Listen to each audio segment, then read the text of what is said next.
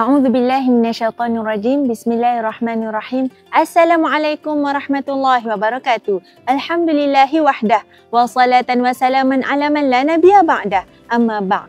Bab ke-11 dalam kitab Katatib Al-Quran fi Tajwid Kalam Ar-Rahman membincangkan berkaitan makhraj huruf, tempat-tempat keluar huruf. Dalam episod yang lepas kita dah bincang dah apa yang dimaksudkan dengan makhraj dan apa yang dimaksudkan dengan huruf. Dalam episod kali ini insya-Allah kita akan sambung untuk kita tahu tariqah ma'rifah makhraj al-harf. Maksud dia kita nak tahu kaedah-kaedah untuk kita tahu tempat keluar satu-satu huruf. Makhraj huruf ni dekat mana? Macam mana kaedahnya? Jom kita baca daripada kitab Katatib Al-Quran fi Tajwid Kalam Ar-Rahman. Cara untuk kita tahu tempat keluar satu-satu huruf adalah dengan kita membaca huruf tersebut secara sukun atau sabdu. Maksudnya kita bagi baris dekat huruf tersebut huruf mati. Kita bagi baris dekat huruf tersebut dengan baris mati. Contoh kalau ba baris atas ba fathah, ba baris bawah bi, baris kasrah, ba baris dhammah bu, baris dhammah, baris depan. Macam mana kita nak tahu makhraj huruf ba? Kita bagi baris ba tu dengan baris sukun, matikan dia, atau bagi baris ba tu dengan sabdu. Kemudian kita tambah ataupun masukkan sebelumnya hamzah wasal yang berbaris fathah, kasrah atau dhammah. Contoh, kita nak tahu makhraj tempat keluar huruf ba di mana ya? Jadi ba tu kita bagi baris sukun, tambah hamzah wasal. Contoh kita tambah hamzah wasal yang berbaris fathah. Jadi bunyi dia ab. Jadi kita sambung baca. Ketika terputusnya suara, di situ tempat keluar huruf yang sebenar. Contoh tadi huruf ba. Matikan dia, bagi baris sukun ab. Tambah hamzah wasal berbaris fathah ab. Suara terputus ketika bertemunya dua bibir. Jadi makhraj untuk huruf ba adalah asy-syafatain, dua bibir. Contoh lain, za, az. Kita matikan huruf zal sebab kita nak tahu makhraj huruf zal kat mana. Kemudian kita tambah hamzah wasal sebelumnya. Contoh hamzah wasal berbaris fathah. Az. Makhraj huruf zal adalah hujung lidah kerana terputusnya suara ketika mana hujung lidah bersentuhan dengan hujung gigi kapak atas. Az. Nampak?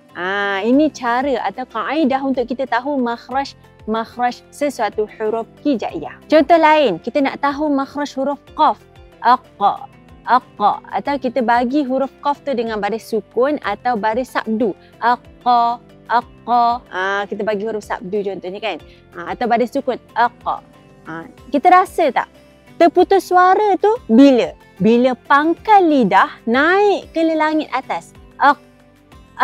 Pangkal lidah, maknanya permulaan lidah yang bahagian dalam ni naik ke langit atas. Baru terputus suara.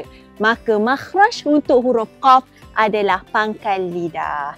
Jom kita sambung daripada kitab Katatib Al-Quran fi Tajwid Kalam Ar-Rahman. Untuk kita tahu makhraj huruf mad pula, masukkan kepadanya mana-mana huruf yang berbaris sesuai dengannya.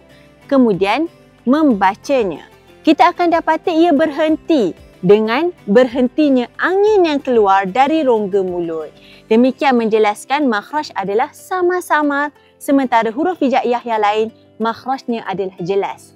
Masya Allah, ni kita ada sebut dalam episod yang lepas, makhraj huruf-huruf hijaiyah ni dikira sebagai makhraj al-muhaqqaq, yang mana bersandar kepada bahagian-bahagian tertentu di dalam mulut. Sementara huruf-huruf mad, alif mad, waw mad, ya mad, dia kategori sebagai al-makhraj al-muqaddar. Sama-sama. Jadi kita nak tahu makhraj muqaddar ni dekat mana?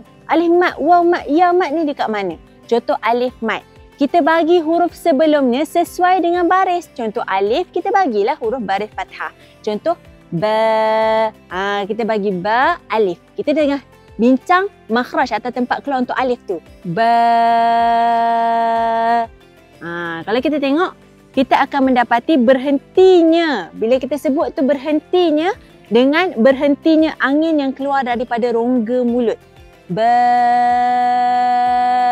Sebab makhraj alif mad, waw mad dan ya mad ni sama-sama. Dia tak langgar dengan mana-mana bahagian dalam mulut. Makhraj alif mad, waw mad, ya mad ni rongga mulut, iaitu ruang kosong Daripada tekak ni sampai keluar. Cuba kita sebut ba. Dia tak terhenti dengan terputusnya suara. Malah dia terhenti sebab angin dah habis dah. Nafas dah habis dah. Jadi itulah makhraj huruf mad. Macam mana kita nak tahu makhraj satu-satu huruf mad? Kita bagi huruf sebelumnya sesuai dengan barisnya.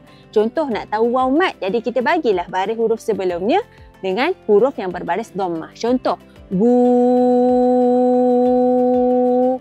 Dia terhenti bukan pelanggaran dengan mana-mana bahagian dalam mulut. Sebab ni makhraj al-muqaddar, makhraj sama-sama. Dia melalui ruang kosong, rongga mulut yang ada ruang kosong tu, keluar angin, keluar sampailah kita dah habis nafas, habis suara. Barulah terhentinya sebutan tersebut.